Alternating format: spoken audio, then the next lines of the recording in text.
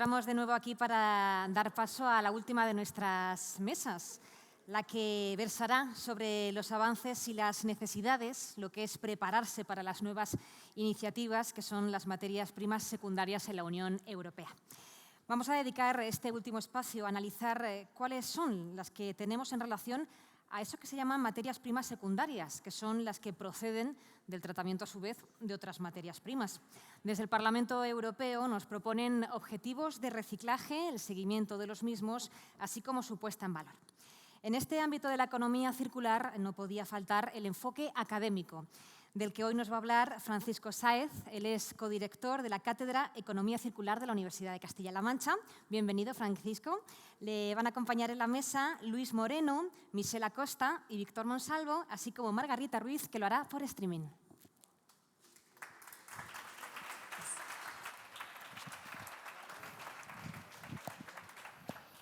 ¿Nos sentamos por orden? Como queráis. Sí. Muy bien.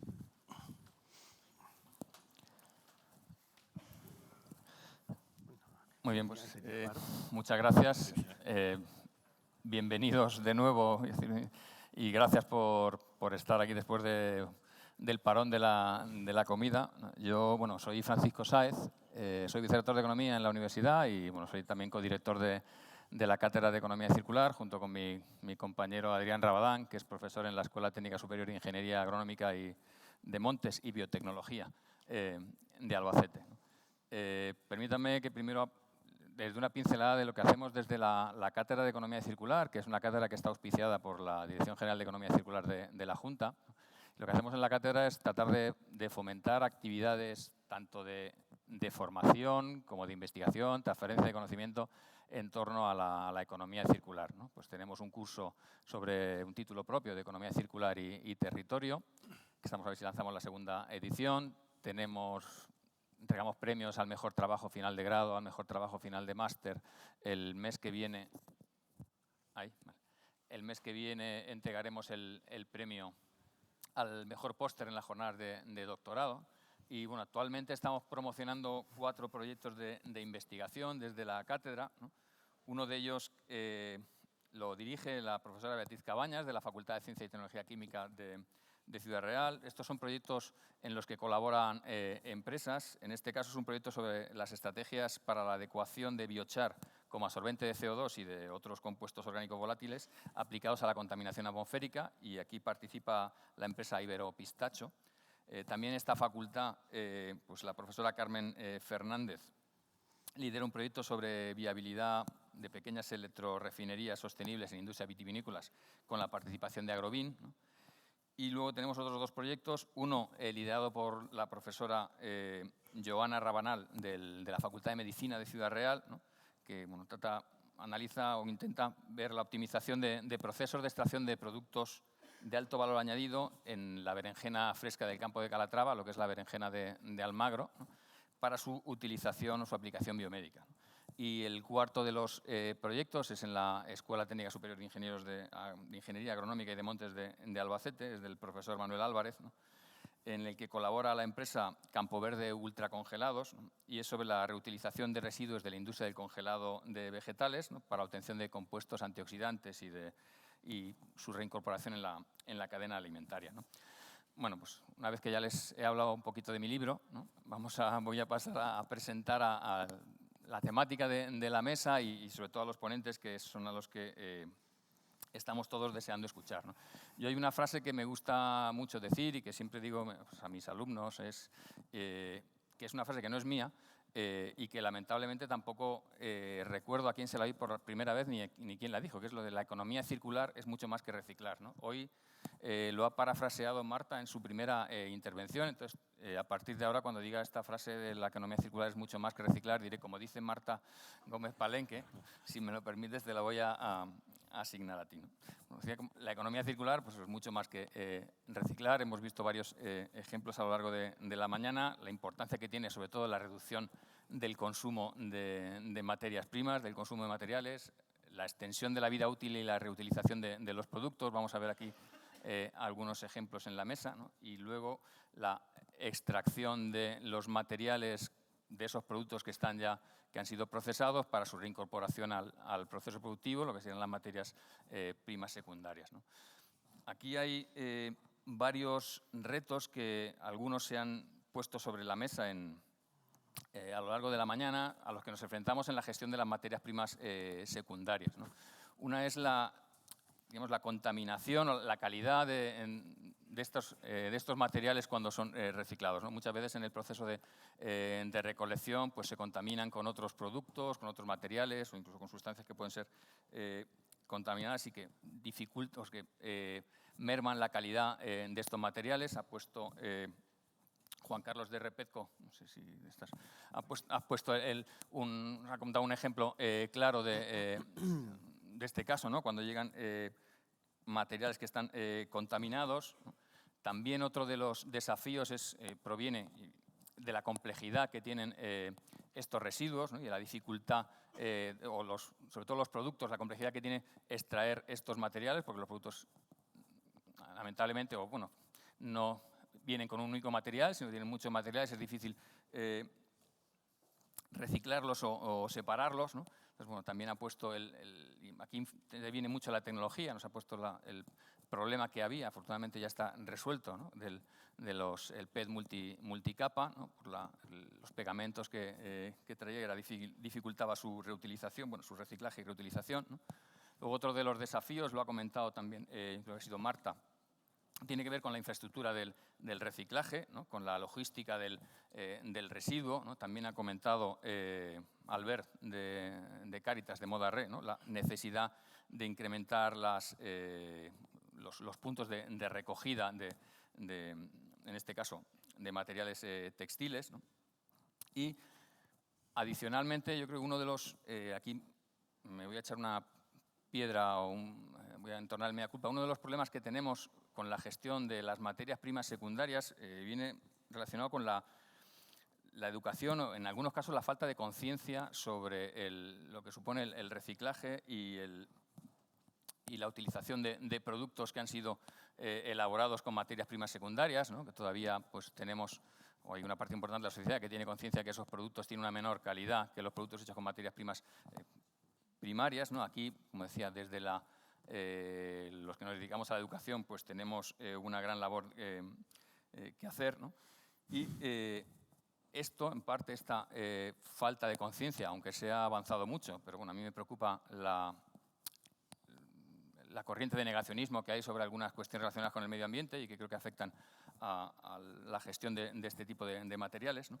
Relacionado con esto, está algo que también se ha comentado en la mesa anterior, y es que para que podamos utilizar materias primas secundarias, esto tiene que ser rentable, y uno de los problemas es la economía o la rentabilidad que tiene la utilización de estas materias primas, ¿no? Y esto es una cuestión de oferta y de demanda, ¿no? Desde el punto de vista de la oferta, pues se puede mejorar con la tecnología, o se puede intentar que sean más rentables con la tecnología.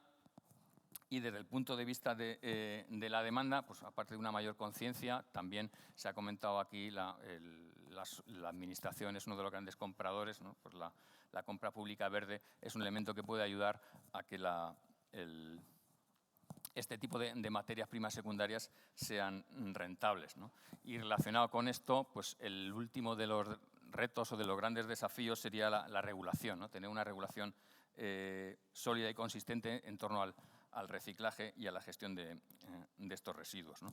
A lo largo de poco más de menos de una hora que nos queda, vamos a hablar sobre todos estos temas. Y antes de dar la palabra y presentar a la primera de nuestras ponencias, que será Margarita, que lo hará en streaming, vamos a ver un vídeo de Guillaume, vamos a ver, lo tengo por aquí, de Guillaume Pitron.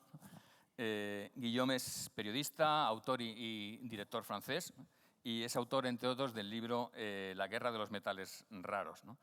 Si os parece, comenzamos con este vídeo que nos va a despertar y a poner sobre la mesa algunas cuestiones, y después paso la palabra y voy presentando a los ponentes.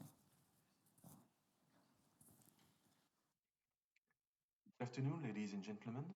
In a minute, you will have a roundtable on critical raw materials And as a journalist who has been investigating the subject for many years, let me provide you with a couple of elements of context.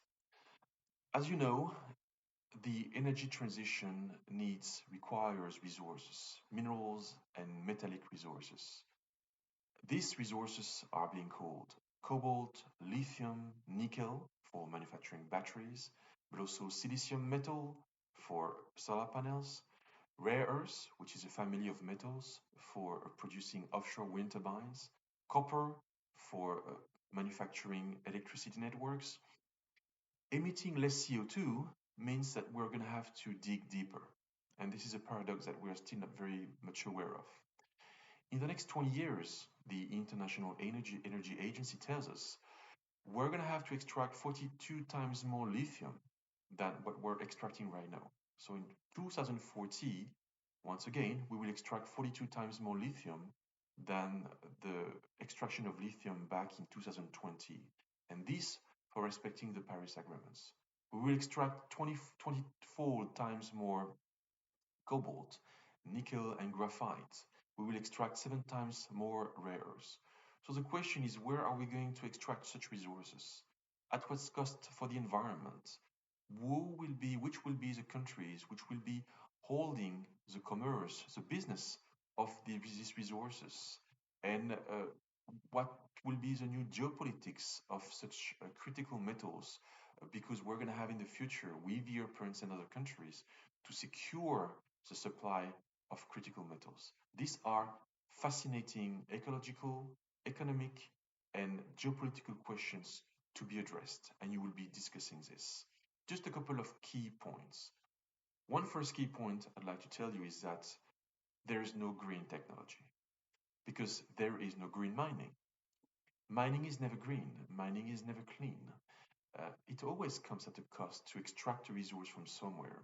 And because we, the Europeans, don't extract the resources on our own, because we have almost no mines or very few mines on our continents, we let other countries, including China, Congo-Kinshasa, Bolivia, Russia, South Africa, Kazakhstan, Mongolia, extract these resources instead of us with ESG standards, which are regularly less strict than our own ESG standards. So mining is never clean, and the technology is never clean because it is as clean as the way the resources, which in the future have been extracted themselves. So the question of how ecological the energy transition is really needs to be addressed, while still this transition obviously must be done as quickly as possible. The second key point is, where are we going to extract the resources? And as I mentioned, these resources are mostly being extracted elsewhere by countries which in return want to lead the business and want to retain their export of such resources in order to go down the value chain. And this is really what China has been doing. And this is why the European Commission is calling these metals, which are being produced elsewhere for the needs of the Europeans, critical metals, because the concentration, the geographical concentration of the extraction means that if one country says, "I'd stop exporting," well, we have no plan B.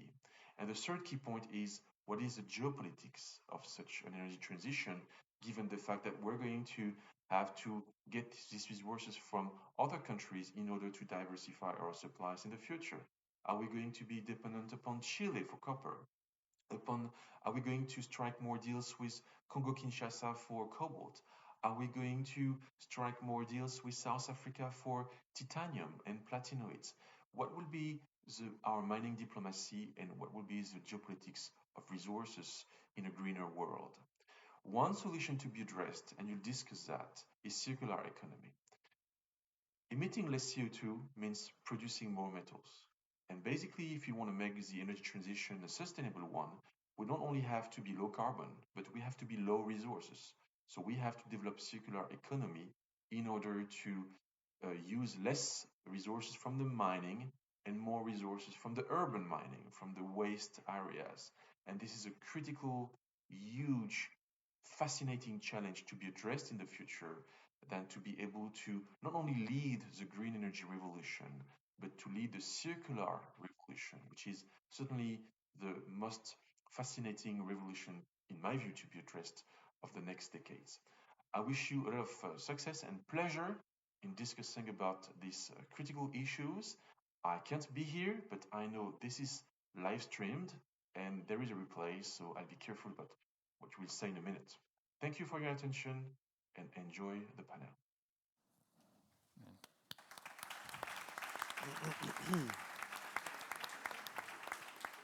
Muy bien.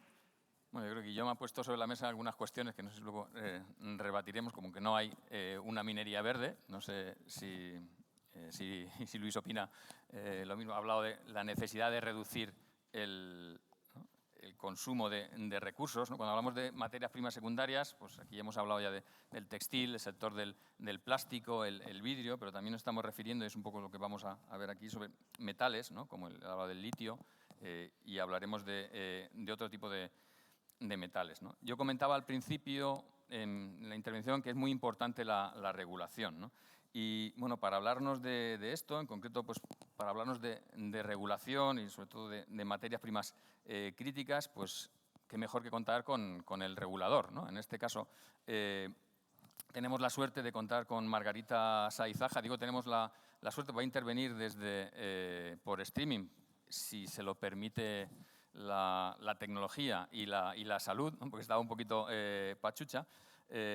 Muchas gracias, Margarita, por hacer ese esfuerzo, por estar aquí con nosotros, aunque sea virtualmente o a distancia esta tarde. Margarita, como todos sabéis, es la subdirectora general de Economía Circular del Ministerio de Transición Ecológica y Reto Demográfico. Ella es ingeniera química, ¿no? Me gustaría decir que es ingeniera química por la Universidad de Castilla-La Mancha, es por la Complutense de Madrid, pero bueno, corramos un tupido velo.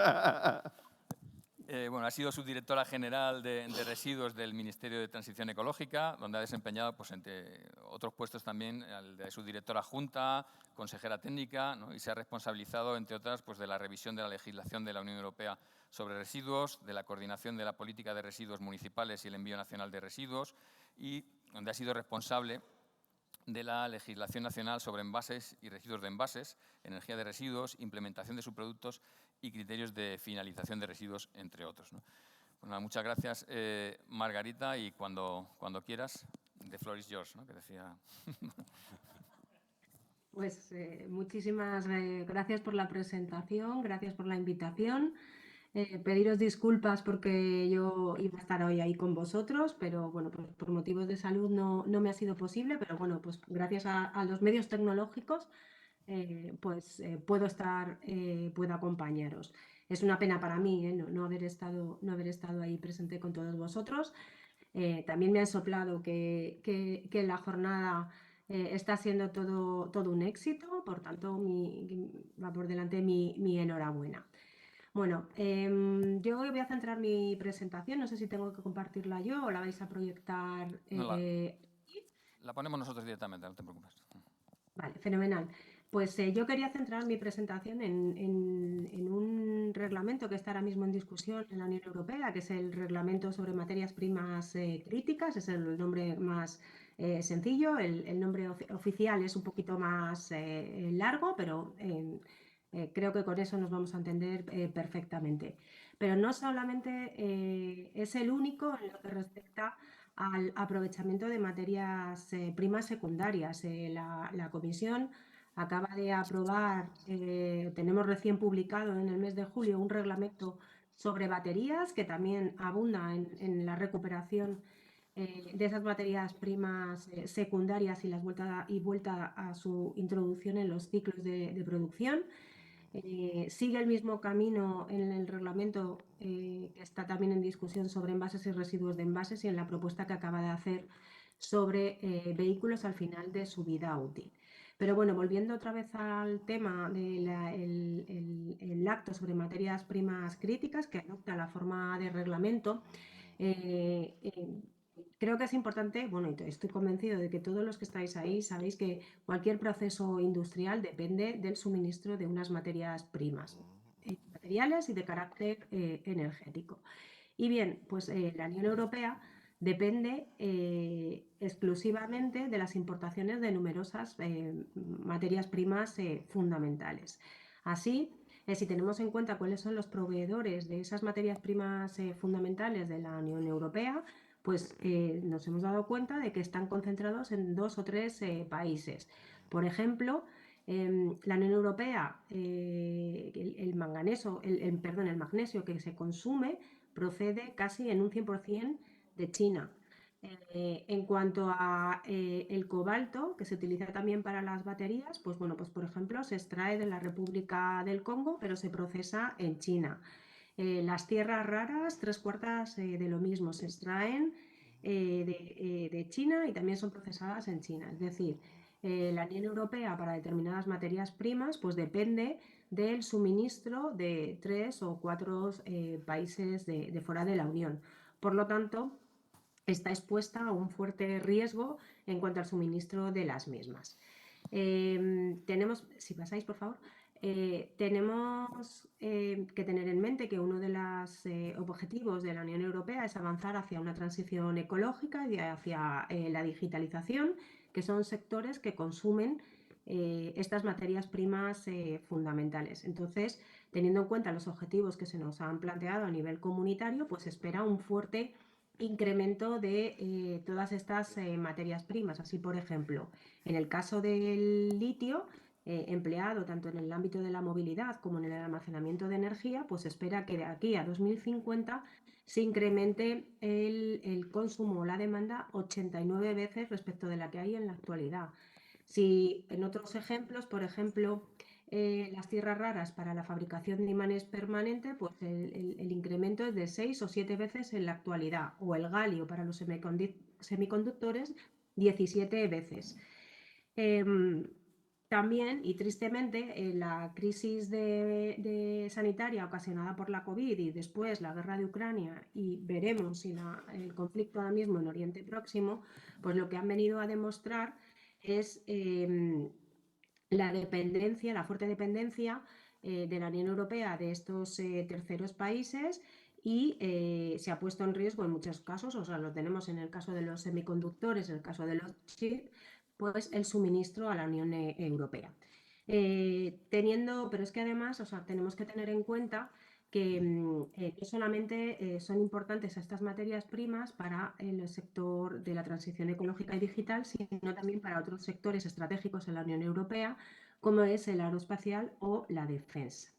Bueno, pues este riesgo, además también de que puede comprometer el mercado único, pues el no disponer de esas materias primas evidentemente tiene otras consecuencias relacionadas o vinculadas con los puestos de trabajo, la creación de empleo, los salarios, etcétera. Además del propio incumplimiento de los objetivos que nos hemos puesto a nivel comunitario.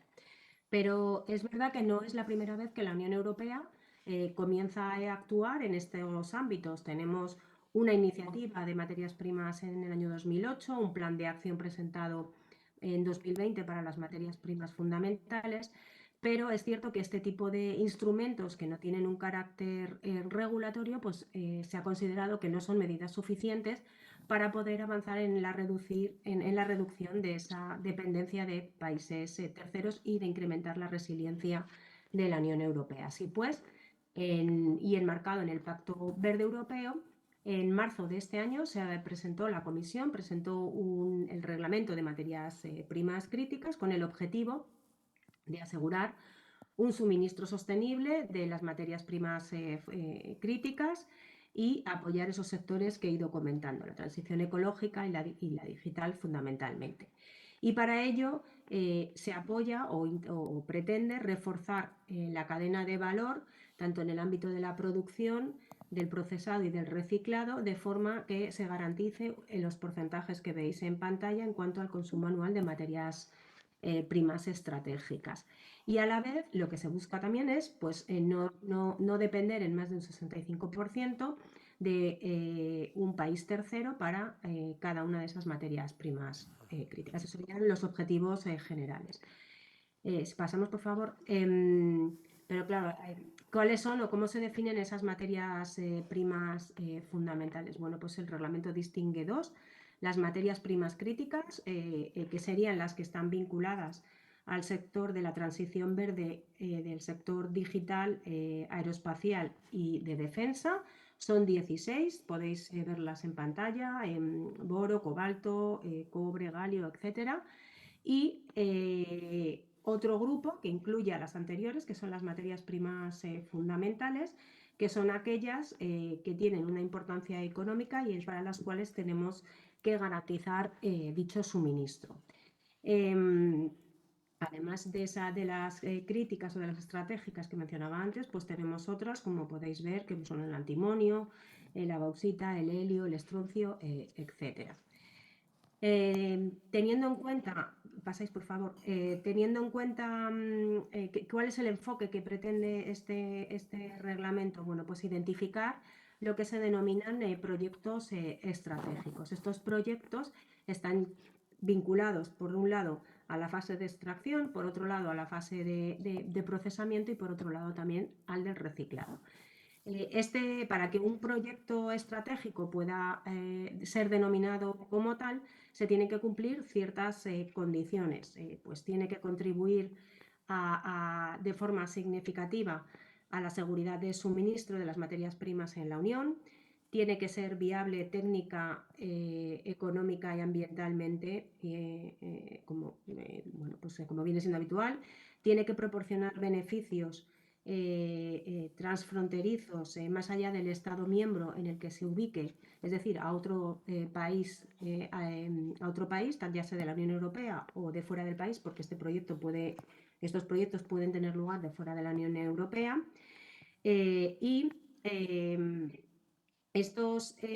La evaluación de este tipo de proyectos o del cumplimiento de este tipo de proyectos lo va a llevar a cabo la Comisión, con un consejo que se crea en el propio reglamento, que es el Consejo Europeo de Materias Primas Fundamentales, formado por los Estados miembros y la propia Comisión. Lo que implica es que una vez que se cumplan todos esos criterios, pues si no hay objeciones por el país en el que se ubica dicho proceso, se publicará, lo hará público la Comisión Europea, y eso implicará que tiene ciertas ventajas desde el punto de vista de promoción económica o desde el punto de vista de tramitación administrativa, puesto que lo que se pretende, por un lado, es reducir las trabas administrativas. Así, por ejemplo, los procesos de autorización se fija que tienen que estar establecidos o tienen que reducirse en el caso de los sector minero a 2 años y en el resto de los casos a 1 año. Eso, evidentemente, pues va a implicar que procesos como la evaluación ambiental o los procesos de autorización bajo la Directiva Marco de Aguas, de Residuos o de otras directivas, pues tengan que ser modificados y adaptados y agilizados para cumplir con todos esos plazos. Eso en lo que respecta a la consideración de esos proyectos estratégicos que tendrán que estar publicados y que se van a beneficiar de eso que he comentado. Ahora bien, también el propio reglamento incluye medidas enfocadas a la circularidad, es decir, y ya mucho más relacionado con el objeto de esta mesa, con esas materias primas secundarias. Así, tenemos un conjunto de artículos enfocados exclusivamente a la circularidad. Entre esos artículos, algunas de las obligaciones que se establecen son que los países, no veo bien la pantalla en la que le tenéis, pero yo creo que ya habéis pasado, sí. En los países vamos a tener que desarrollar programas nacionales sobre circularidad, que incluyan medidas tanto para garantizar la recogida de los residuos que tienen materias primas fundamentales, como para aumentar su reutilización de productos y componentes que contienen estas materias primas fundamentales, es decir, hacer un uso más eficiente de los recursos, en incorporar esas materias primas recuperadas en los productos, en mejorar las tecnologías de reciclado y garantizar también una capacitación de las personas que trabajan en todos estos ámbitos en relación con ello, para disponer de mano de obra adecuada. Por otro lado, dentro de estas medidas de circularidad, yo creo que hay varios productos que son clave, que son los aparatos eléctricos y electrónicos en el ámbito de los residuos mineros. Y en esos casos, en el caso concreto de los aparatos eléctricos, en el suministro de información que tenemos que proporcionar a la Comisión Europea de forma periódica, con carácter anual, vamos a tener que reportar la cantidad de materias primas fundamentales que se recuperan de esos residuos de aparatos eléctricos y electrónicos. En lo que respecta a la parte de residuos de industrias extractivas o residuos mineros, pues también va a haber obligaciones, por un lado, tanto para los Estados miembros como para los promotores de estas actividades. Para los operadores, en los planes que tienen que presentar ante las autoridades, pues van a tener que llevar a cabo un estudio de viabilidad de la valorización de las materias primas fundamentales que tienen en sus residuos y, en la medida de lo posible, pues tratar de recuperarlas. Bien, es verdad que a lo mejor antes en los residuos de industrias extractivas aparecían estas materias primas fundamentales, pero que por cuestiones económicas en ese momento a lo mejor no había tanta demanda de este tipo de materiales y, por tanto, bueno, pues no era viable poder recuperarlos, porque normalmente muchas veces se encuentran en concentraciones muy pequeñas. En el caso de los países, y como tenemos muchas instalaciones de residuos de industria extractiva cerradas, bueno, pues vamos a tener que hacer un inventario de aquellas instalaciones que contienen esas materias primas fundamentales, y vamos a tener que analizar la viabilidad de poder extraerlas o aprovecharlo. Por último, también otro grupo de medidas encaminadas a otros tipos de productos son las medidas que se establecen para los imanes permanentes. Los imanes permanentes es un tipo de dispositivos que aparecen en muchos productos, en el ámbito del sector eólico, en muchos aparatos eléctricos y electrónicos como lavadoras, secadoras, etc. Entonces, los productores de este tipo van a tener que identificar los imanes permanentes.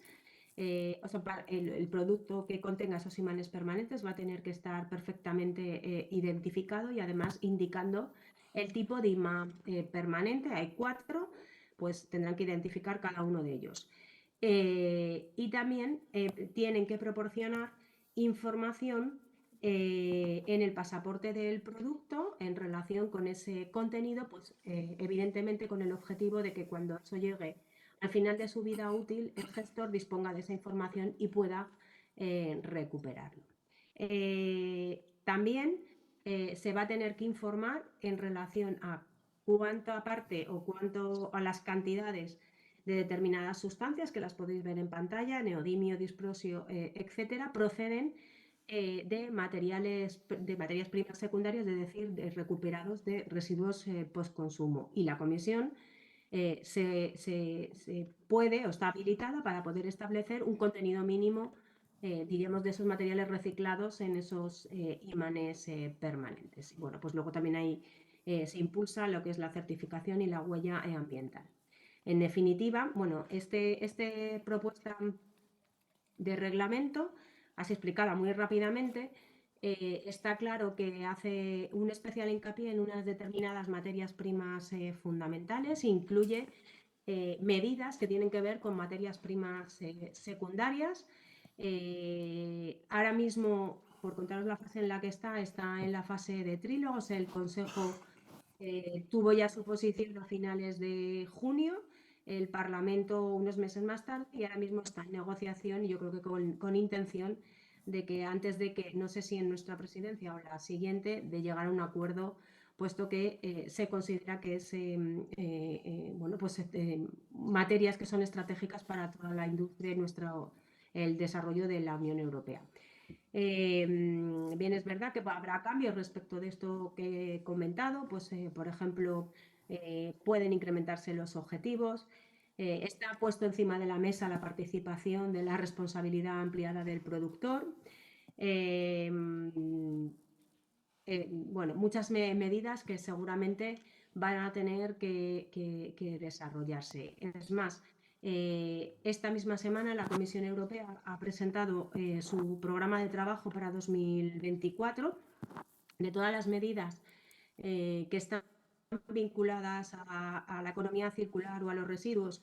Se piensa continuar con ellas, es decir, no decae ninguna de ninguna e incluso prevé que durante 2024 acabe el análisis de impacto en relación con la revisión de la Directiva de Residuos Aparatos Eléctricos y Electrónicos. Por tanto, bueno, pues se han puesto encima de la mesa muchas normativas en estos 2 últimos años que hacen un especial hincapié en la economía circular, por un lado, y en el uso eficiente de las materias primas y de los recursos que disponemos, y que bueno, pues, van a cambiar por completo el mercado tal y como lo conocemos a día de hoy. Y eso es todo por mi parte. Muchas gracias. Muy bien.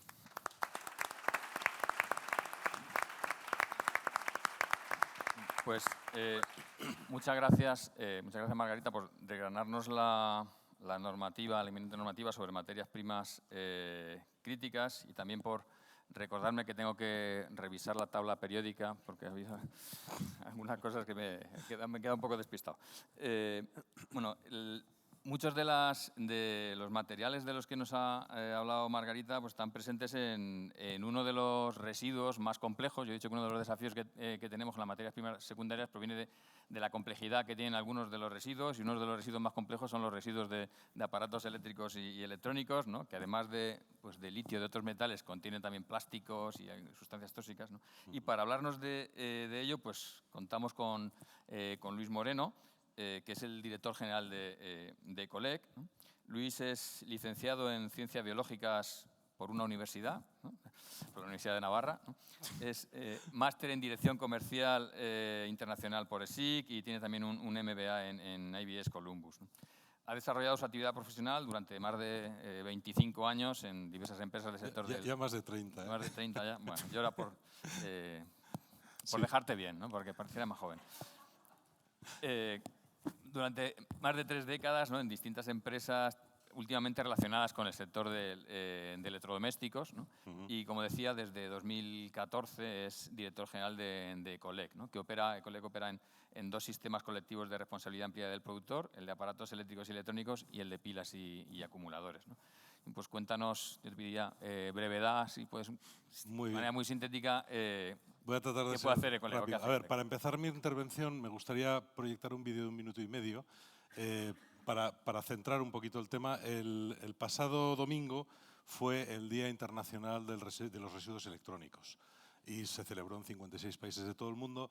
Y este es un vídeo que preparamos los miembros de WeForum, que es quien organiza este Día Internacional en España. Organizamos este vídeo, que está en español, por eso lo he traído, que centra un poquito el origen del problema de los aparatos electrónicos, y luego ya empezamos a hablar de materias primas secundarias.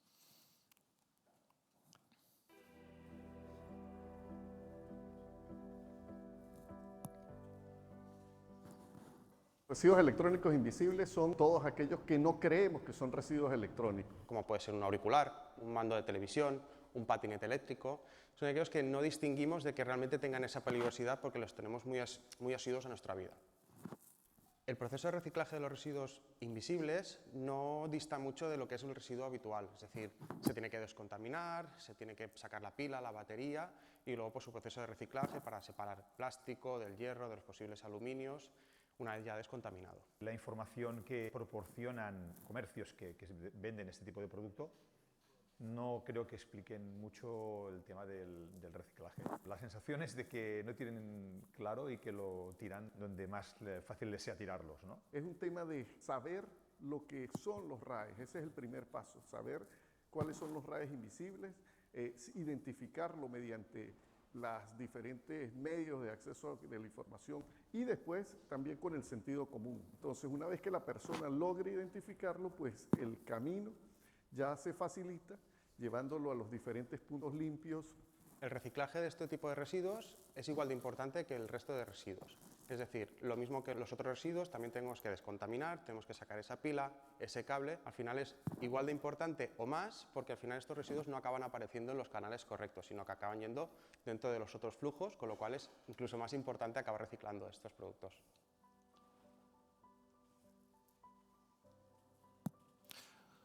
Muy bien, aquí hemos hablado de los residuos invisibles, que son estas pequeñas cosas que tenemos a nuestro alrededor que no nos damos cuenta que realmente son aparatos eléctricos y electrónicos, pero que sepamos que aparatos eléctricos y electrónicos es todo aquello que se enchufa o funciona a pilas.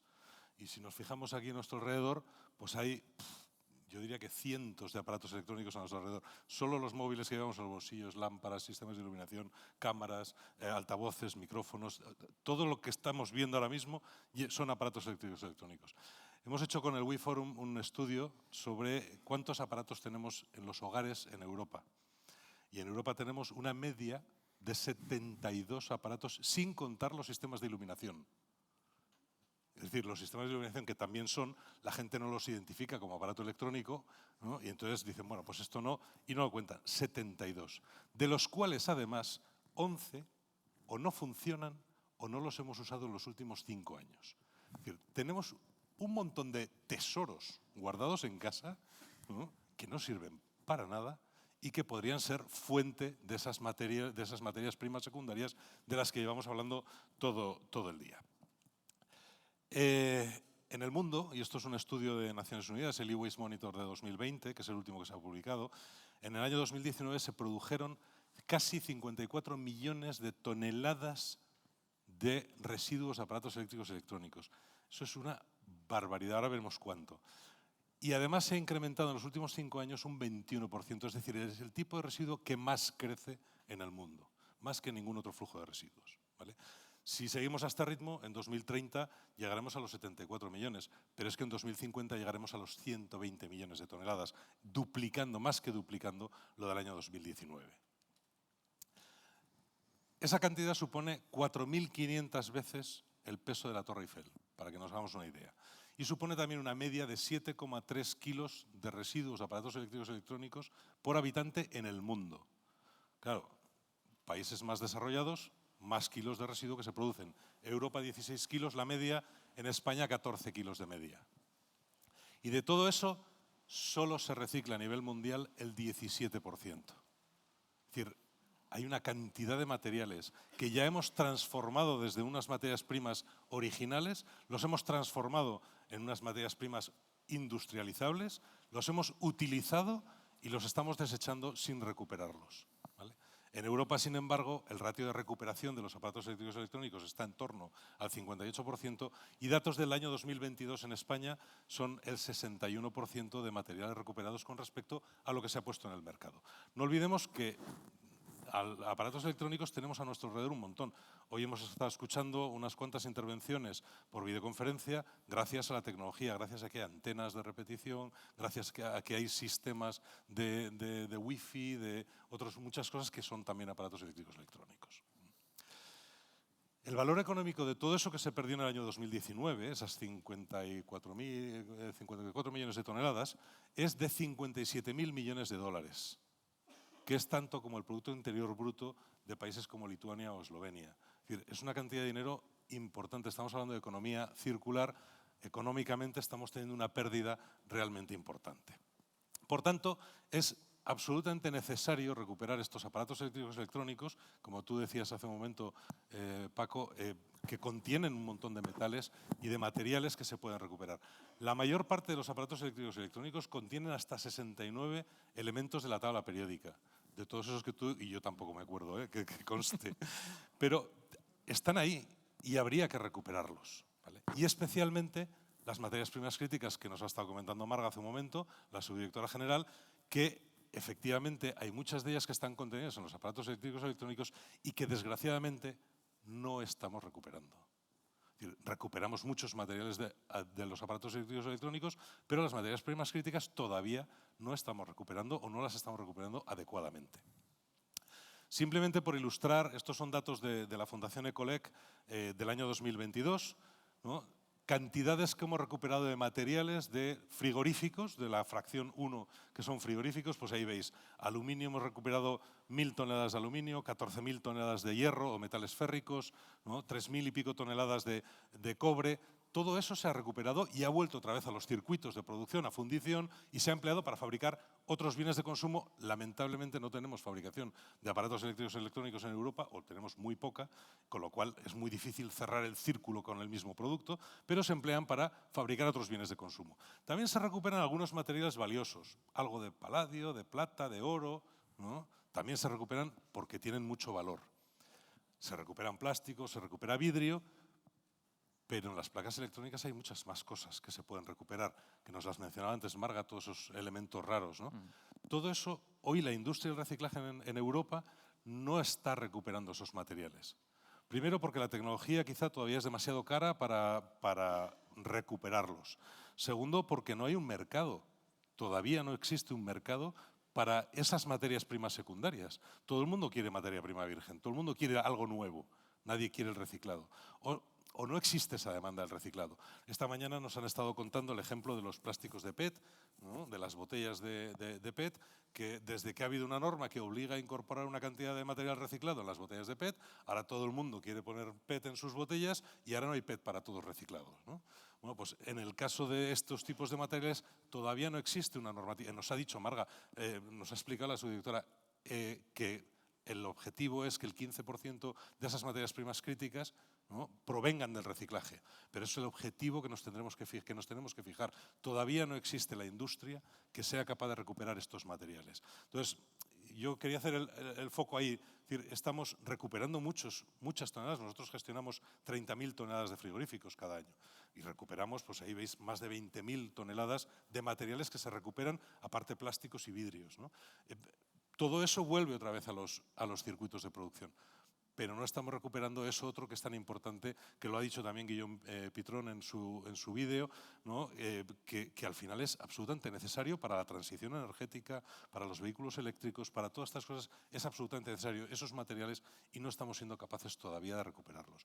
Por tanto, mi primera llamada aquí es a esta normativa que viene de Europa, con estos objetivos que tenemos de recuperar, que al menos el 15% de los materiales que utilicemos en Europa para fabricar provengan de reciclado, que pongamos los medios para que esto sea posible, que se apoyen las inversiones de estas industrias que necesitan, ¿no?, recuperar estos materiales. Y no voy a hablar de pilas y baterías porque está Michelle aquí que nos lo contará a continuación, ¿no? Pero creo que es importante apoyar a esas empresas que tienen que reciclar esos materiales y, segundo, crear el mercado de demanda, que hoy no existe. Y hay casos de algunas empresas aquí españolas que yo conozco que están recuperando materiales como el tántalo, por ejemplo, y que han, todavía de forma experimental en plantas piloto, pero que están empezando a recuperar cantidades de tántalo y no pueden colocarlos en el mercado. El tántalo es carísimo, carísimo tanto que vale, pues no sé si 14.000 o 16.000 euros la tonelada, o el kilo, perdón, el kilo. Y no consiguen colocar, ¿no?, el poquito tántalo que están recuperando. Es decir, no lo consiguen porque el mercado es tan cerrado y está tan controlado por unas pocas empresas, como nos decía Marga, unos pocos países, unas pocas empresas, es tan cerrado el mercado que es imposible. Entonces, mi llamada de atención ahí, y he puesto también los datos de los paneles fotovoltaicos, que es otro de los temas que ha mencionado también Guillaume Pitron en el vídeo, que son las nuevas energías, energías verdes, ¿no?, que estamos instalando paneles fotovoltaicos en España y en Europa en general, como si no hubiera un mañana, ¿no? Estamos instalando paneles y paneles y paneles, estamos promocionando esto. La tecnología de reciclaje todavía no es la adecuada para reciclar los paneles fotovoltaicos. Estamos obteniendo un 86% de reciclaje y un 87% de valorización, que está dentro de la norma. Es decir, estamos dentro de la norma, pero es que, reciclando el aluminio, el vidrio, la caja de conexiones y el poquito de cobre que sale de los paneles, ya estás en ese rango. Pero no se recupera el silicio, no se recupera la plata, ¿no? Estamos hablando de que hay valor en esos paneles que no se está recuperando. Y son cosas que debemos también, entiendo, que promocionar, ¿no? El crear los sistemas de reciclaje adecuados para esas políticas que se marcan desde Europa y conseguir esos objetivos que necesitamos conseguir. Y hasta aquí, no quiero enrollarme mucho más, creo que he ilustrado un poquito el tema de los aparatos eléctricos y electrónicos. Muy bien, pues muchas gracias, Luis. .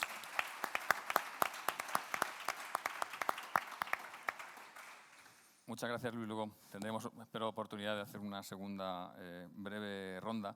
Bien, una de las cosas que llevan, lo has comentado tú, los aparatos, o uno de los aparatos eléctricos son las pilas, ¿no? Pilas y baterías. Y lo comentaba al principio y se ha comentado a lo largo de todo el día que una de las cuestiones clave en la economía circular es extender la vida útil de los productos. Cuanto menos materiales utilicemos o cuanto más extendamos la vida útil de los productos, pues menos habrá que reciclar y menos que recuperar, ¿no? Y bueno, para hablarnos de reutilización y de extensión de vida útil, en este caso de pilas, ¿no? Pues tenemos a Michel Acosta, ¿no? Michel es el director del departamento de I+D+I de Envirobat España. Envirobat es una empresa dedicada a la gestión, tratamiento y aprovisionamiento de los residuos de pilas y baterías, incluidas las de vehículos eléctricos híbridos, ¿no? Bueno, él nos va a presentar el proyecto TwoCycle, que es segunda vida en baterías de litio, ¿no? Michel es licenciado en Derecho por la Universidad de La Laguna, posgrado en Gestión Integral de Residuos por la Universidad Politécnica de Madrid y máster en Gestión, Tratamiento y Aprovechamiento de Residuos por la Universidad de Valencia, ¿vale? Él ha sido consejero insular de Medio Ambiente, Residuos y Reciclaje en el Cabildo del Hierro, en las Canarias, ¿no? Y también ha sido técnico superior jurídico de la presidencia del Cabildo de La Gomera, así como asesor legal en la empresa pública Gestión y Planteamiento Territorial y Medioambiental dependiente del Gobierno de Canarias, ¿no? Pues, Michel, muchas gracias, igual que a Luis, por estar hoy aquí y cuando quieras. Sí. Bueno, Envirobat España es una pequeña empresa, es un gestor de residuos de la fracción de pilas y batería. Se encuentra ubicada en Azuqueca de Henares, en la provincia de Guadalajara. Es el mayor, a día de hoy, mayor gestor de residuos de esta fracción en el país. Gestiona aproximadamente entre el 60-70% del residuo que se genera en España, el 70% de lo que se genera en Italia y el 50% de Portugal. Es una pequeña empresa, más o menos genera unos 30 empleos y es la primera empresa en el país que tiene la autorización ambiental para darle segunda vida a las baterías de vehículo eléctrico y una de las pocas a nivel de la península ibérica. Tiene un departamento propio de I+D para sacar proyectos de sostenibilidad siempre en torno de la economía circular en base a los acumuladores de energía y las baterías y las pilas hace aproximadamente 7 años y ha desarrollado infinidad de proyectos de investigación, desarrollo experimental, innovación industrial. Y venimos a presentar el proyecto TwoCycle. El proyecto TwoCycle es un proyecto de segunda vida en baterías de litio, específicamente de las baterías, las celdas de litio-ion, modelo 18650 o 21700, que son cilíndricas. Aquí. Arriba, sí. Vale. Aquí. Estas celdas de la química litio-ion, que son recargables, las encontramos en las baterías de las herramientas comunes de ferretería, los taladros, atornilladores. Dentro de esas baterías pues hay unas 12 o 14 de estas celdas. Con que se dañe una, el BMS, que es el sistema que balancea y controla, el sistema electrónico, la carga y descarga de estas celdas, inmediatamente salta y dice ya no funciona. Entonces ya se desecha y se convierte en residuo. Eso nos llega a nosotros y nosotros gestionamos aproximadamente entre 500 y 700 toneladas todos los años. Pero en España no existe a día de hoy ninguna planta de tratamiento de las baterías de litio-ion. Entonces nosotros tenemos que gestionarlas fuera de nuestra frontera. Hay otro proyecto que nosotros tenemos, que ya hemos adquirido un terreno al lado, contiguo a nuestra zona industrial, para crear esa planta de tratamiento, ¿no? Entonces, viendo este problema que nosotros tenemos, problema en el sentido de que nosotros tenemos un residuo, una masa crítica importante cada año y nosotros queremos sacar adelante proyectos para ver si podemos darle una solución a esto y no tener que gestionarlo para su gestión fuera. Entonces, con todo lo que lleva esto. Gestionarlo fuera a diferentes plantas en Bélgica, en Francia, en Alemania, genera a más de 2.300 kilómetros de distancia, pues genera una huella de carbono importante y un gasto de su gestión. nosotros nos dimos cuenta, en virtud de los diferentes proyectos que hemos hecho anteriormente en las baterías de vehículo eléctrico, de que cuando desmantelamos y desensamblamos las baterías de vehículo eléctrico, los módulos de litio-ion que están dentro generalmente vienen 8, 10 o 6, dependiendo de la marca, porque no está estandarizado. Eso es un problema que tenemos en Europa. Las baterías no están estandarizadas, cada fabricante tiene su modelo, sus conectores, su forma, y eso dificulta tanto el reciclaje como el tratamiento de segunda vida de estos componentes. Entonces nos dimos cuenta que, por ejemplo, de 10 módulos de litio-ion, cuando nosotros los testeamos y los verificamos su estado de salud, nos damos cuenta que 8, el 80% aproximadamente, están buenos para segunda vida. Están al 100% de su capacidad. Entonces, en vista de eso, nosotros decimos, vamos a sacar adelante este proyecto, y en este proyecto de economía circular vamos a abrir estas baterías que nosotros gestionamos fuera para eliminación, y vamos a verificarla, vamos a testearla y vamos a darle una segunda vida, una reutilización, y prolongar así su vida útil, ¿no?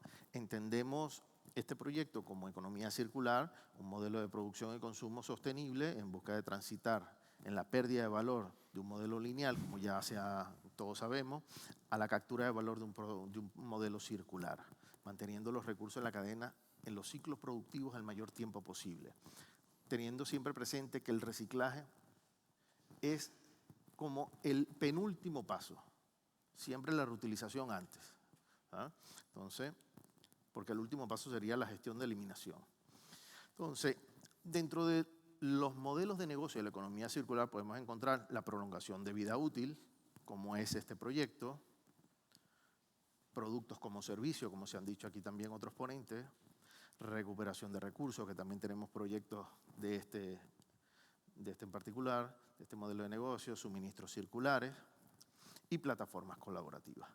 Pero el proyecto 2Cycle tiene como objetivo recuperar esas celdas y confeccionar un nuevo pack de batería, un Powerball, un pack de batería aproximadamente entre 5 a 6 kilovatios hora de carga de potencia. Entonces, utilizando estas celdas modelo 18650 o 21700 para que sean destinadas a uso estacionario en viviendas en uso doméstico instaladas a plantas solares, pero para que carguen y suministren a los vehículos de energía limpia, a vehículos de movilidad personal, como los patinetes eléctricos, que hoy en día tenemos 4 millones de unidades circulando en nuestro país, más de 1 millón de bicicletas eléctricas tenemos en España, ya vendidas, los scooters estos y toda la cantidad de movilidad sostenible que tenemos, que vemos a diario en las aceras, ¿no? Entonces, la fabricación de nuestro pack de batería, nosotros hemos decidido aplicar la estrategia del ecodiseño para manufacturar esta batería. Pero el ecodiseño no es una tarea fácil. Eso viene con un estudio de investigación, que es el análisis del ciclo de vida de un producto. Entonces, desde que se extraen los materiales, materia prima, hasta que se termina su funcionamiento, su uso y su reciclaje, para poder entender y conocer cuál es la realidad de ese producto y cómo lo vas a mejorar. Entonces, después viene, por eso es que está ese dibujo, comienza con una parte de incertidumbre, como una madeja de lana, donde tú más o menos no tienes un poco de idea cómo lo puedes hacer, y después de esa investigación, después de ese análisis del ciclo de vida, es cuando empiezan a llevar la lluvia de ideas, la lluvia de ideas, la creación de innovación, la escogencia de las mejores ideas adecuadas, y allí es donde viene la innovación. Nosotros allí, ¿qué vamos a hacer? Nosotros vamos a caracterizar esas baterías, porque las baterías son de diversos modelos, de diversas funciones.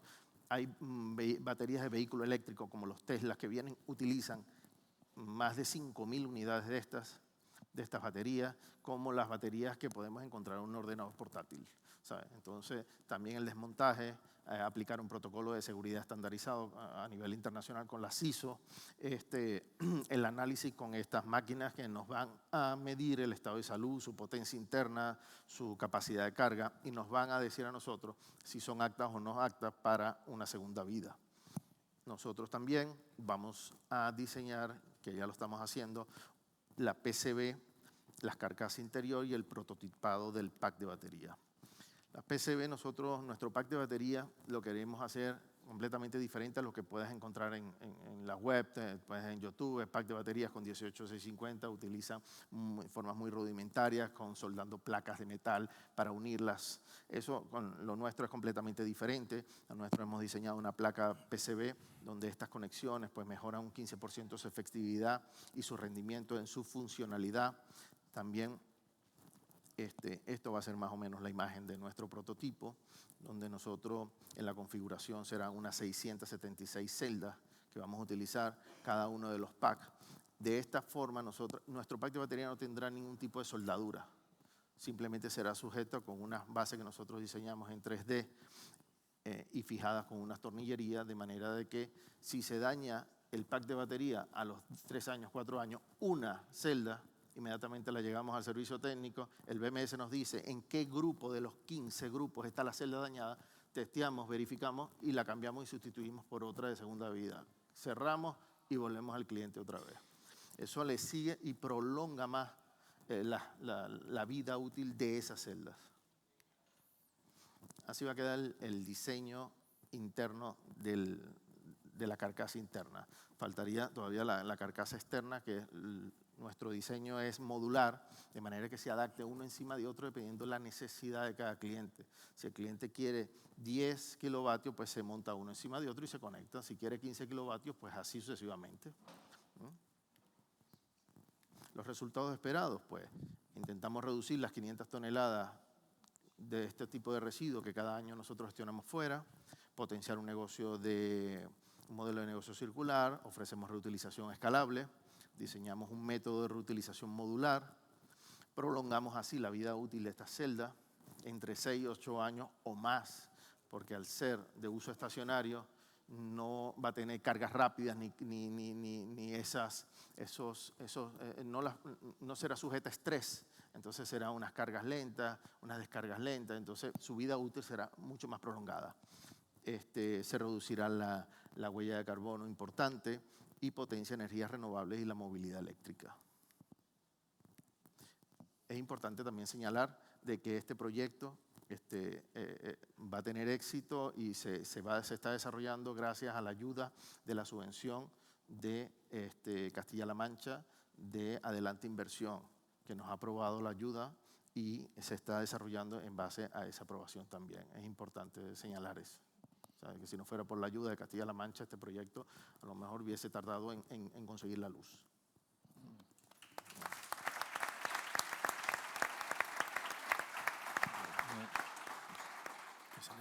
Muchas gracias, Michel, por presentar esta interesante propuesta de extensión de vida útil de baterías de litio, por darle esa segunda, tercera o posterior vida a las baterías. No sé si los fabricantes de baterías estarán muy contentos con el proyecto, pero creo que es muy interesante. Bueno, y para terminar, al menos, no sé cómo vamos de tiempo con esta, al menos una primera ronda y, bueno, si luego nos da tiempo haremos una segunda. Pues para terminar, pues rock and roll, ¿no?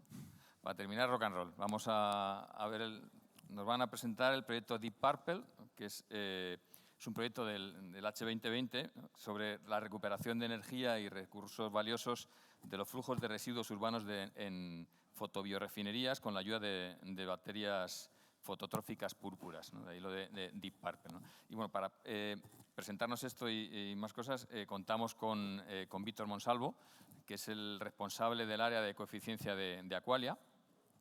Víctor es doctor en Ingeniería Química por la Universidad Autónoma de Madrid, donde ha sido además compañero, ha sido profesor ayudante doctor, ha realizado varias estancias en universidades como la Universidad de Leeds, Cranfield, Sydney, ¿no? Ha participado en más de 30 proyectos de innovación, cofinanciados por distintas entidades nacionales e internacionales. Como ha sido académico, pues es editor de 4 libros, ha publicado diversos artículos y capítulos científicos, cuenta con 8 patentes, ¿vale? Y bueno, además ha recibido algunos premios, un premio de la Comunidad por el Clima en 2020, de la Asociación Española de Desalación y Reutilización en 2021, del Salón del Gas Renovable también ese año y recientemente el Distinction Technology Idol en 2022, ¿no?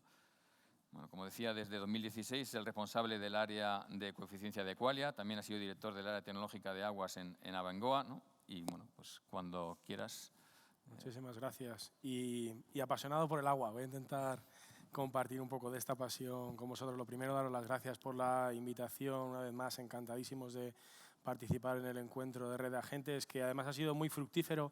En las anteriores puedo, ahora de memoria, creo recordar 2 proyectos que hemos activado con empresas de la región gracias a ponernos en contacto en esta Red de Agentes. Hoy vamos a hablar de los nuevos retos y oportunidades que tenemos en el sector del agua en una preciosa tarde de lluvia y que ya son realidades. Antes se ponía en duda o no si existe una nueva minería. Ya se ha hablado de la minería urbana anteriormente y creemos que sí existe una nueva forma de hacer minería. La minería, lo que se llama, en inglés le llaman el brine mining, la minería en las almueras de agua de mar, donde encontramos toda esa tabla periódica y donde ya desde Canarias, en Tenerife concretamente, el año que viene tendremos un proyecto de extracción de algunas de esas materias, hablamos de magnesio, de litio, a partir de las almueras, como vía alternativa a la minería, como decía, tradicional. Otra minería también dentro del sector es la minería en inglés se llama el sewer mining, que queda mejor que hablar de la minería de alcantarilla o la minería de la red de saneamiento, donde se extraen también materias como energía o nutrientes fertilizantes que están presentes en las aguas residuales depuradas, que también creo que es una forma muy torpe de llamarles, son más bien aguas secundarias, ¿verdad? Tienen mucha oportunidad en torno a ellas. En este país sí que tenemos una sensibilidad en la utilización de estas aguas y que veíamos durante estos días en un simposio que hemos tenido en Sevilla de 3 días con la Asociación Internacional, que ya países como Bélgica o Alemania empiezan a plantearse muy seriamente utilizarlo como fuente de agua regenerada. Pero bueno, la economía circular en el sector del agua está dentro del ADN. No hay nada, creo, es muy claro que el depurar el agua residual y darle una segunda vida es algo que venimos haciendo ya desde décadas, pero ahora es más moderna, ¿verdad? Ahora es más actualizada a los retos actuales, en el que, como decía, hay que extraer el verdadero valor del agua, que no solamente el H2O, sino que contiene energía y nutrientes, como vamos a ver. Por enmarcar un poquito el reto en el sector del agua, estos son algunos de ellos, como es el reto demográfico, el de convertir ese residuo en recurso, el de producir combustibles. Tenemos la posibilidad de generar biocombustibles a partir de las aguas residuales, que incluso puede hacerse de forma combinada con otros bioresiduos, con un combustible fascinante que es ese biometano, que nos puede utilizar para poder inyectar en las redes de gas, para obtener calor, energía o incluso para la movilidad sostenible. Ya tenemos 6 plantas en España en el que obtenemos este biometano para la movilidad de vehículos y no estamos en una muy buena posición en España respecto al desarrollo de biorefinerías. Es verdad que tenemos mucho potencial per cápita de disponibilidad de biomasa, pero creo que es la posición de 16ª dentro de Europa en esta utilización per cápita, así que tenemos una muy buena oportunidad. Y esto de transformar las depuradoras en biorefinerías, esto no es un sueño, esto es ya una realidad desde hace ya algunos años. Aquí les traigo un ejemplo, que es la biofactoría de Guijuelo, en el que ya el agua residual, además de, por supuesto, la depuradora, garantizar el devolver el agua al medio en las mejores condiciones, ese agua de calidad, pues ya obtenemos energía en forma de calor, electricidad, combustible para esos vehículos. Ahí ven una de esas 6 plantas que les mencionaba. Obtención de fertilizantes, ya hay una red de agricultores que están utilizando esos biosólidos como enmienda agrícola y están reduciendo su consumo de fertilizantes minerales, e incluso ahora mismo estamos desarrollando una línea de bioplásticos. Bien, en esta línea es donde nace el proyecto del Rock and Roll, el proyecto Deep Purple, que es un proyecto, como verán, muy manchego. Es un proyecto que se desarrolló, si siguiésemos con una barca, simplemente a 5 kilómetros de aquí, en algunos años de que estuvimos trabajando aquí en Toledo, gracias al apoyo también del Ayuntamiento, que nos facilitó sus instalaciones para poderlo desarrollar. Es un proyecto europeo, la Comisión Europea depositó su confianza en nosotros en el concepto para, a partir de los residuos municipales y del agua residual, desarrollando una nueva tecnología que tiene como simiente allí en Brisbane, la visitamos en 2015, la trajimos, la adaptamos a España y hoy por hoy es una realidad de una planta que inauguramos hace unas pocas semanas. El concepto es transformar esos residuos en estas materias, en estos bioproductos, en algunos casos ya finales, ¿no? Como es el agua depurada, combustibles, biometano, fertilizantes, bioplásticos, productos cosméticos o de material de construcción. Como les decía, es un producto que se desarrolló aquí en ese ecosistema de universidades, centros de investigación, pequeñas empresas y empresas también, grandes empresas, junto con la administración, y que durante unos años desarrollamos en Toledo con este concepto: transformar las depuradoras, que actualmente hacemos una cosa muy torpe, que es esa materia residual, el agua residual, consumir energía para destruir energía y destruir nutrientes. Bueno, pues este concepto lo que hace es tratar de recuperar ambas cosas. Son con esta tecnología que denominamos Ánfora, patentada y protegida bajo la marca Ánfora, podemos obtener energía para un 4% de la población y además obtener los productos que ahora vamos a ver cómo podemos obtener algunos de los que he mencionado. Este es el típico roadmap, el típico línea de producción para de un concepto que nace en una universidad, en ese laboratorio, en algo menos de 10 litros en 2015, poderlo llevarlo a una realidad actualmente tratando el agua de más de 1.500 habitantes. Entre medias, todo ese proceso fue el que se desarrolló aquí en Castilla-La Mancha gracias a los fondos de la Comisión Europea. Aquí hemos incluido un vídeo de la fotobiorefinería que inauguramos hace unas semanas en Linares, en Jaén. No, hay que darle al clic.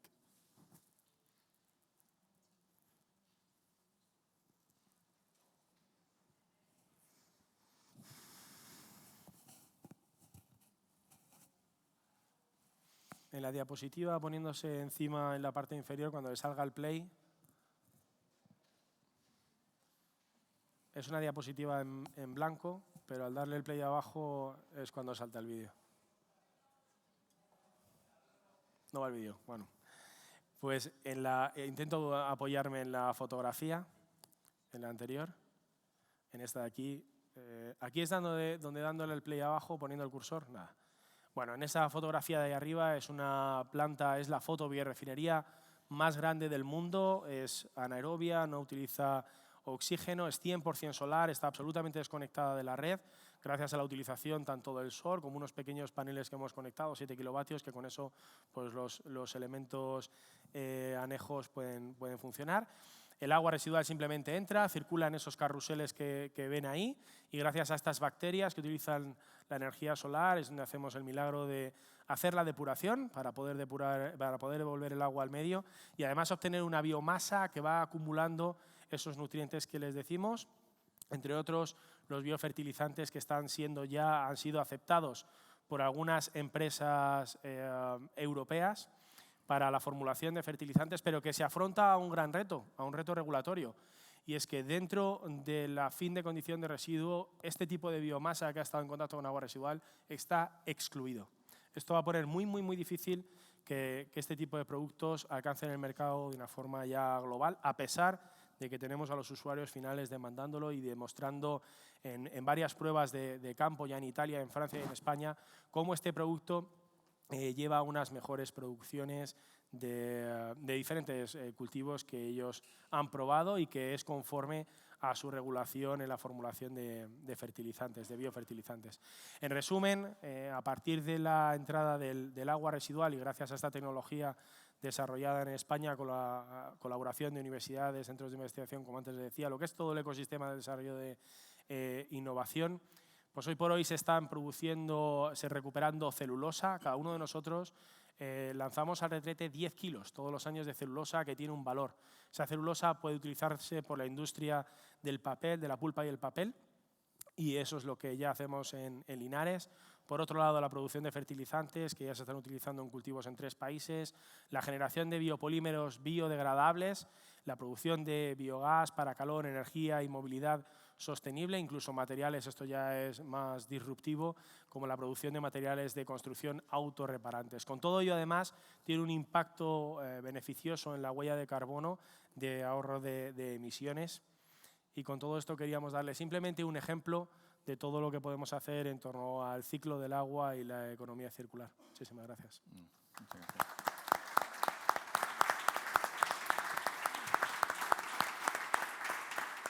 Muy interesante. Les interrumpo un minuto simplemente para decir a los asistentes si alguno de ustedes ha hecho uso del autobús que les va a devolver a la ronda del Granadal, a la plaza de Granadal, está ya disponible fuera en el aparcamiento, y también decirles que lamentablemente por la alerta de viento y lluvia va a ser suspendida la ruta guiada que teníamos prevista, así que bueno, pues una oportunidad para volverles a ver en otra ocasión aquí para poder disfrutarla. Gracias. Gracias. Bueno, pues no sé. Sé que vamos con bastante retraso, con un poquito de retraso. No sé si queréis, bueno, primero gracias. Si queréis hacer algún apunte final sobre, ¿no?, dónde pensáis que hay que poner el foco a corto o medio plazo, pues para intentar, no sé si en la legislación, en la tecnología, ¿no?, para intentar aumentar esa tasa de recuperación que comentabas tú, por ejemplo, Luis, sobre, ¿no?, estas materias primas secundarias, sobre todo de los materiales que son más críticos o más estratégicos. No sé si queréis, yo os doy la palabra. Sí. También puedes, Margarita, si quieres, por streaming. Luis, sí. No. Oh. Si Marga quiere hablar primero, yo encantado. ¿Quieres comentar alguna cosa, Margarita? Marga. Bueno, yo creo que no es posible focalizar los esfuerzos en una cosa. O sea, yo creo que hay que focalizarlos en múltiples áreas, ¿no? Desde la I+D+I para lo que comentaban Se ha cortado. Luis, para tratar de recuperar las tierras raras presentes en los RAEs, desde otros sectores, desde el ámbito de la gestión de los residuos, desde el ámbito regulatorio, es decir, se tienen que producir cambios a todos los niveles. No creo que haya que focalizarlo en uno concreto, ¿no? Yo creo que ahora mismo, además, estamos en un momento en el que diríamos que se han alineado todos los astros, ¿no?, para que todos nos veamos involucrados en esos cambios. No vale solamente que sea la administración a nivel regulatorio, sino que todos veamos la necesidad desde el ámbito de actuación de cada uno de nosotros, el sector productivo, el sector de la gestión de los residuos, el sector de la administración y el de la investigación también, pues que se lleven a cabo las medidas que se estimen necesarias para producir estos cambios. Muy bien. Luis, ¿quieres? Bueno, sí, a ver, estoy de acuerdo con Margarita totalmente en que son muchos puntos en los que hay que hacer cosas para que esto salga bien, ¿no? Pero si yo tuviera que decir solo tres, no, voy a decir tres, permíteme. El primero sería la concienciación. La concienciación de los usuarios de los aparatos electrónicos.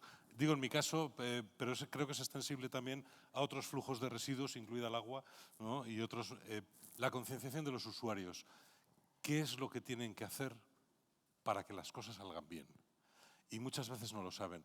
Lo que decíamos en mi presentación, de 72 aparatos que tenemos en casa, tenemos 11 que no usamos. ¿Quién no tiene un teléfono en un cajón guardado, un cargador? ¿Quién no tiene? Que levante la mano si hay alguno que no lo tenga.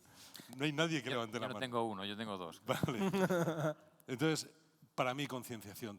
La gente tiene que saber, los ciudadanos tienen que saber qué es lo que tienen que hacer para hacer las cosas bien. Uno.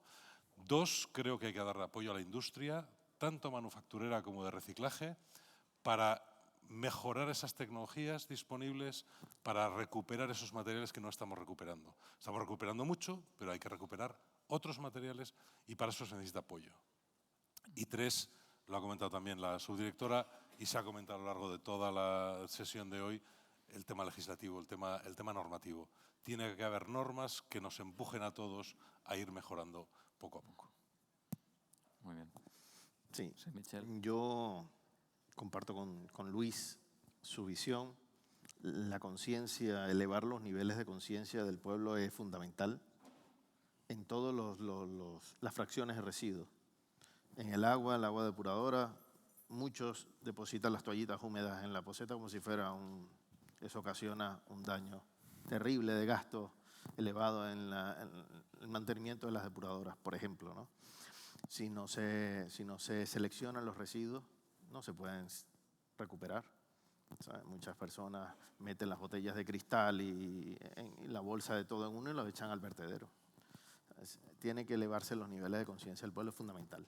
Y para eso es necesario la colaboración y la implicación de las administraciones públicas. es fundamental crear campañas de concienciación, pero no para decir que se hacen, sino realmente hacerlas.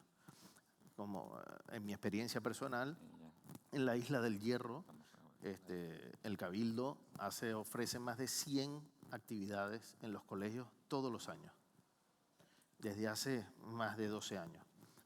Y la Isla del Hierro, con diferencia, es el que por persona recicla mayor en Europa. Con diferencia, la Isla del Hierro. 12 kilos de los RAE por habitante.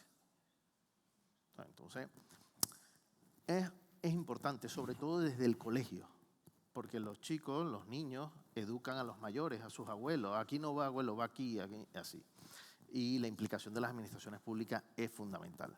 Fundamental también en el apoyo de la industria. ¿Por qué? Porque todos estos avances de la innovación viene de las ideas, del ensayo-error, y la investigación es costosa, es muy costosa, muy elevada. Nosotros estamos sacando un proyecto de recuperación del litio, de la masa negra del litio de batería de vehículo eléctrico, sacando el litio y el cobalto. De una tonelada de masa negra de litio, solo hay 3% de litio presente allí. Nosotros podemos recuperar el 80% de ese 3%. Pero lo que podemos en este momento recuperar no es suficientemente puro para reutilizarlo como materia prima, porque los componentes iniciales de esa fabricación, de esa celda, tiene unos cloruros y unos fluoruros que hace imposible que sea muy puro. O sea, hace falta más ensayo, mucho más investigación. O sea, separar el ánodo del cátodo antes de la trituración mecánica debe ser la clave. Entonces, también estamos otro proyecto que queremos sacar en esa misma masa negra, sacar la presencia del 45% del níquel, porque el níquel podemos utilizarlo. Sí, perdona que te corte, pero si no nos vamos. Vale. Claro, ¿no? La educación, bueno, no sé si coméntanos tú qué. Un comentario súper rápido. En esa transición y en esa modificación y llevándonos al cambio de utilización de materias primas, la comunicación entre los diferentes agentes es clave y por eso creo que nació este tipo de jornadas, además de algunas otras iniciativas de la Dirección General. Creo que la comunicación entre universidades, esa comunicación público-privada entre universidades y el ámbito industrial está ya funcionando. Entre el ámbito industrial y la administración también, pero haciendo primero autocrítica y luego la demanda. Autocrítica desde el sector privado es que, y esto era una discusión que teníamos hace unas pocas semanas, debemos de intentar cambiar la forma de comunicar con la administración para fomentar este tipo de nuevas soluciones que nos permitan cambiar.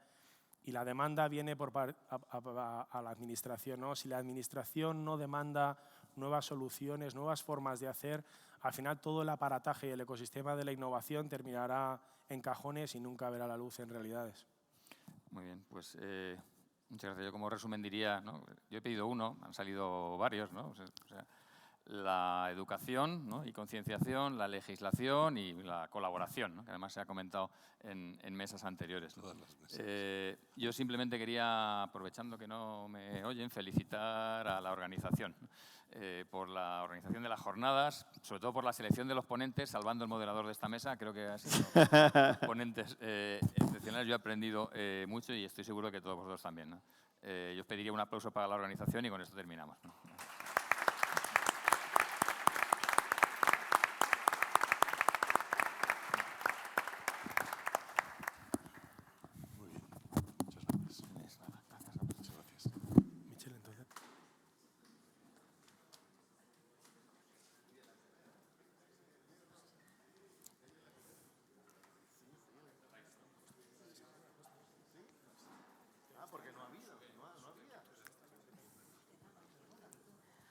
Bueno, pues sin más demora vamos a pedir a la Directora General de Economía Circular de la Consejería de Desarrollo Sostenible, Esther Haro, que por favor clausure estas jornadas. Esther, cuando quieras. Gracias, Cristina. Nada, bueno, veo que todo el mundo ya nos hemos levantado, decir 4 palabras, todo de agradecimiento. Gracias a los ponentes por sus aportaciones, por resaltar las buenas prácticas en diferentes sectores, por poner en relieve los ejemplos de colaboración público-privada pública y privada, que también son importantes, por demostrarnos que en esta región hablamos y practicamos la economía circular a conciencia, que somos conscientes de las cosas que hacemos bien, pero que también lo somos de los retos y las necesidades que tenemos en aras de un desarrollo económico, social y medioambiental. Gracias especialmente al personal de esta dirección, la Dirección General de Economía Circular y Agenda 2030, por el espíritu y el ímpetu y cuidado que habéis puesto en la organización de este evento. Gracias a ellos estamos aquí, en este sitio idílico. Y gracias a todos los asistentes por tener a bien estar y asistir y estar aquí hasta el final con nosotros. Espero que haya sido de provecho, que haya sido también productivo, y aprovecho por último a los que no lo estáis ya dentro de esta red de agentes de economía circular de Castilla-La Mancha, que os unáis a ella. Muchas gracias a todos y hasta la próxima.